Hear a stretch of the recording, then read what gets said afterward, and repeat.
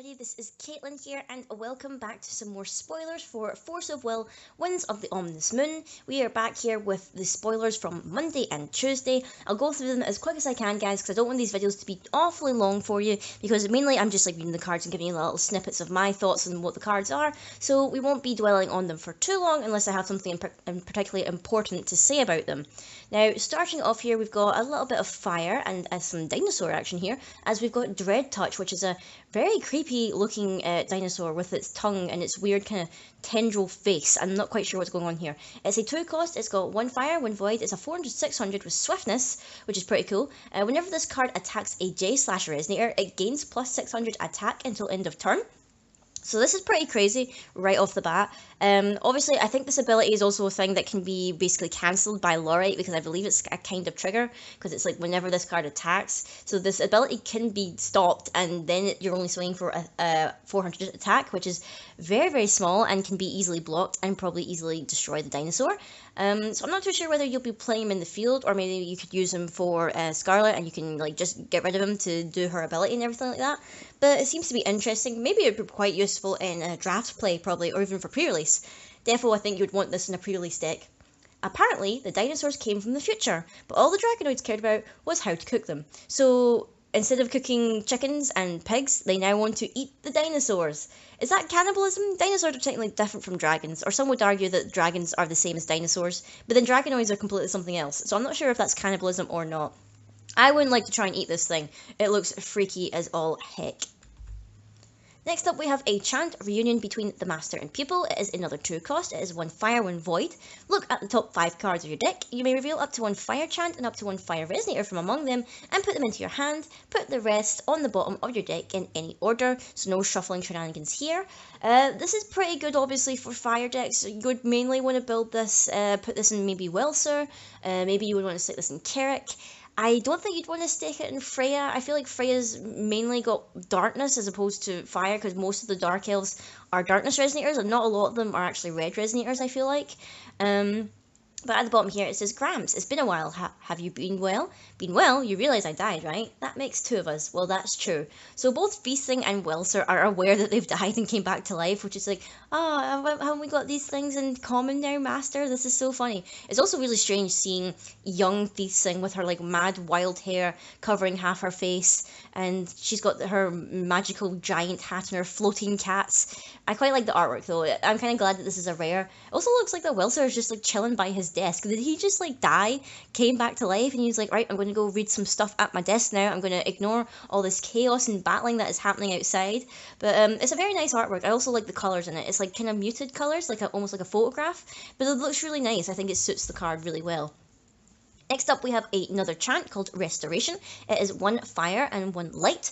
Search your deck for an resonator, I believe that's meant to say a resonator, or addition, reveal it and put it into your hand. Then shuffle your deck. If its total cost is 2 or less, and your J-ruler is Tigris, or Tigris Pearlshine, Lord of the Mountain, aka his flip side, you may play it without paying its cost, instead of putting it into your hand. So this is like a little bit of searching for either a resonator or addition. And if you can get one that is a 2 cost or less and Tigris is your ruler, you're putting it into the field. So it's basically like almost like a free search for something, like some blocker that you need for the time, or maybe if you need an addition to help you out in particular. I can't really think of too many additions that pandas really need to play. I can't really think of any, to be honest. But this does seem interesting, although I'm more interested in the flavor text. It's time we built a new royal palace. A new palace needs a new name. Let's see, how about Light Palace? Yes, that'll do just fine.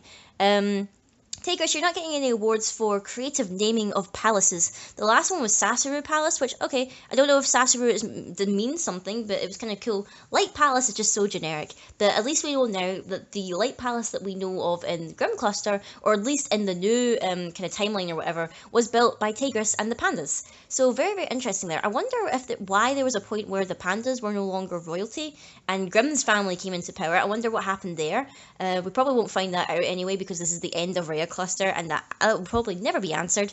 But it's an interesting tidbit to think about. Like, I wonder why that changed. But it seems to be a very interesting card.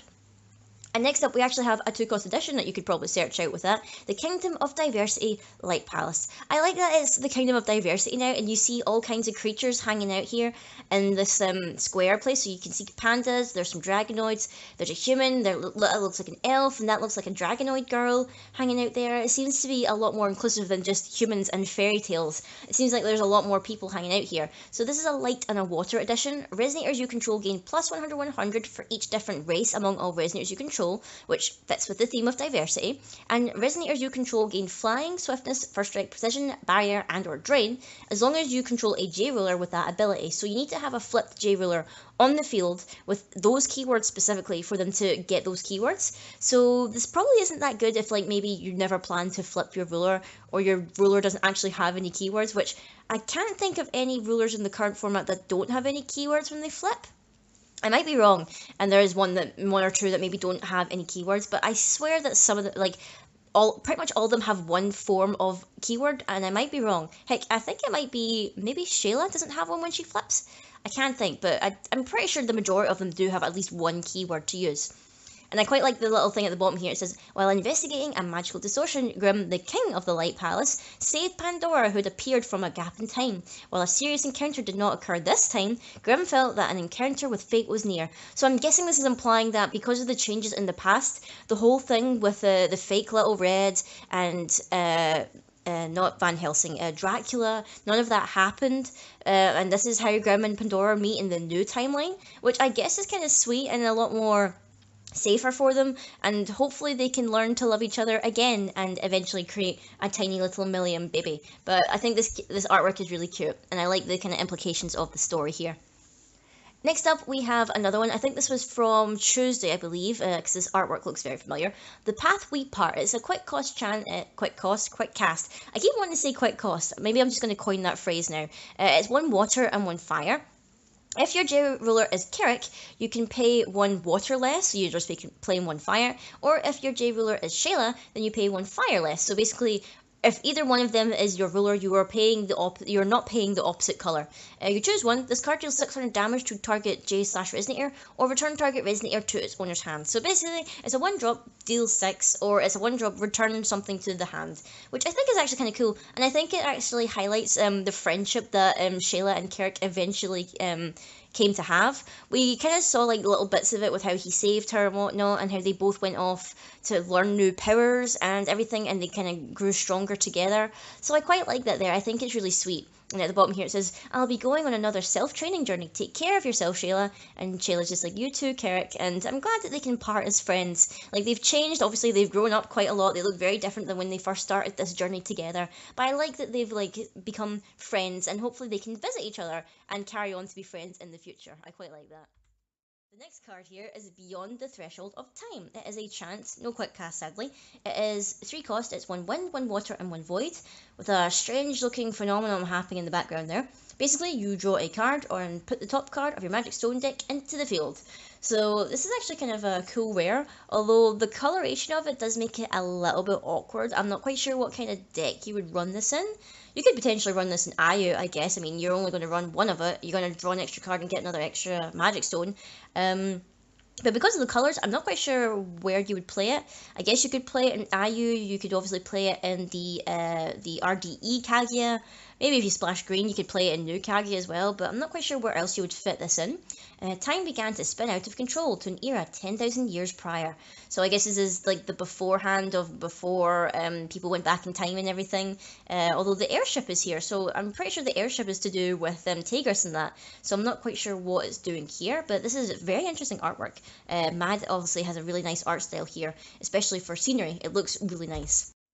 Our next card here is Were-Rabbit of the Null Moon. It is a 4 cost, 1000. When this card enters the field, each player draws a card. So for 2 water and 2 void, you're basically giving each player a bit of an advantage here by drawing a card. Not quite sure if I like that. You don't really want to give your opponent too much advantage. You mainly want to try and destroy their hand if that's the kind of deck you're playing. But other than that, I guess it's okay. I think there's other better 4-drop resonators in water to use. Also, this card looks really, really sad. She just looks so sad. I just want to give her like a little head pat. She's such a sad little were-rabbit. This imitation of a moon shall never cease to be. Ooh, ominous. It's also a crescent moon in the background, I noticed. So I don't know why she's the were-rabbit of the null moon if it's a crescent moon in the background. Surely null moon means there's no moon? I'm not quite sure what that means. Finally, for water, we have the Dragon Lord's Breath. And this is a terrifying artwork. Just look at this down here. Like, this dragon, who's obviously Ragnarok, is coming in, and his breath is literally going to destroy all of you. This is a quick cast water chant. It's just one water, obviously. Return target resonator with total cost 3 or less to its owner's hand. You can awaken it for 2 time well. Put target resonator on the bottom of its owner's deck. And if you pay another time well, you draw a card. So, lots of stuff going on here, probably specifically made for Kaguya. Although even just the returning a total cost 3 or less for just 1 is still pretty decent. So I guess if you wanted to do a lot of bounce, you could stick it in Shayla and not bother about the 2 other awakenings. I guess it just depends on what you prefer. And next we have these 2 random cards from 1 Wind and 1 Darkness here, so I will quickly cover those. We have a quick cast Aura here. We have Whirling Winds, which is a 1 cost wind. Choose one, draw a card, or you remove a target attacking J/Resonator from battle. So this is basically another Scarlet's Agony, but slightly different. I know that this will probably be very popular with my friend who is planning on making Feasting and is planning to make it totally full of auras, and this will probably be one of the auras he wants to put in it. And at the bottom here it says, you should probably distance yourself from me right now.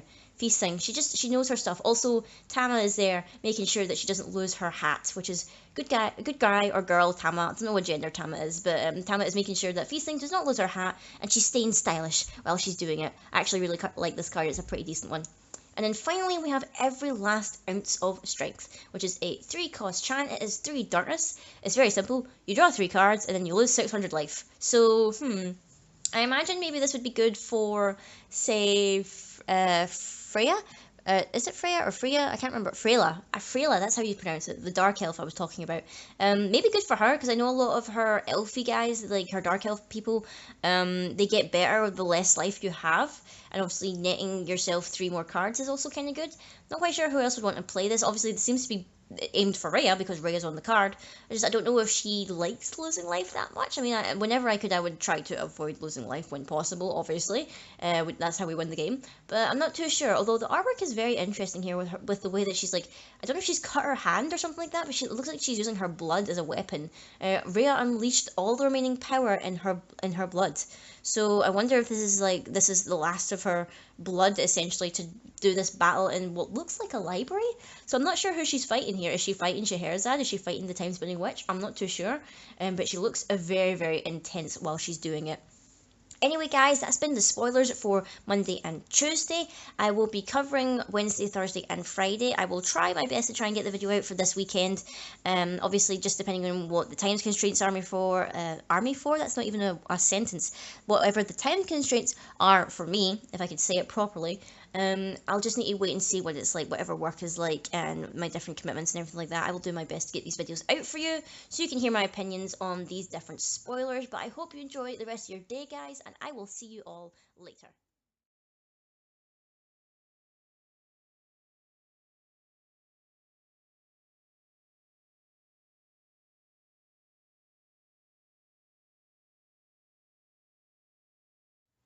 This video was made possible thanks to patrons such as Houston Moore, Alucard, and Craig McCutcheon.